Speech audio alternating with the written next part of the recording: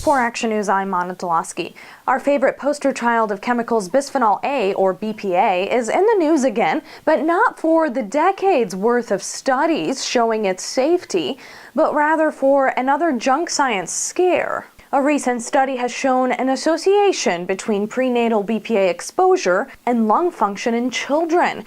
But look closely, as with any junk study, the flaws can easily be spotted. The study in JAMA Pediatrics measured BPA exposure through maternal urine samples. The authors reported inconsistent results about the children's wheezing and asthma, and the link to urinary BPA concentrations. ACTRA's Dr. Gilbert Ross gives this perspective.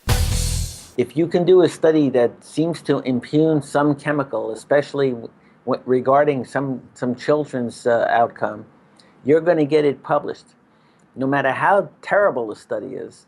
And not only that, but your academic public relations machine and the journal's public relations machine is going to spin it out in such a way to make it look as bad as possible. And that was quite a chore, I'd say, for the people that spun this study, because there's absolutely nothing there.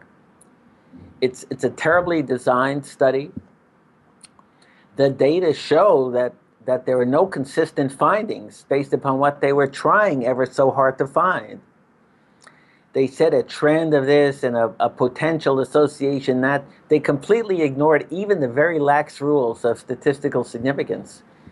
They alleged that there was a suggestion of an association between prenatal BPA exposure, that is in the womb, exposure to BPA, and 4 years later on, when these children are 4 years old, there was some association allegedly between their mother's BPA levels done on two separate urine specimens, and 4 years later their lung function is measured by FEV1, which is a measure of expiratory volume, and or mothers reported wheezing among the children.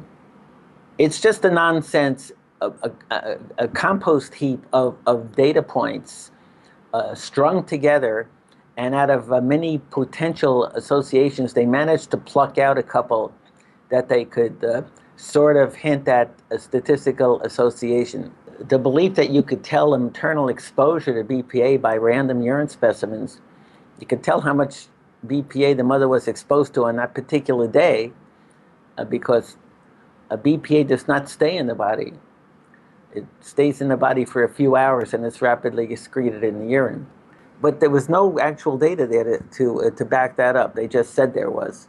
It's the most ridiculous, one of the most ridiculous studies ever. To read more on this story and others, and to check out our publications on BPA, you can head to our website, acsha.org. That's acsh.org. And while you're there, don't forget to also sign up for your daily dose of news delivered straight to your inbox. For Action News, I'm Mana Dulosky.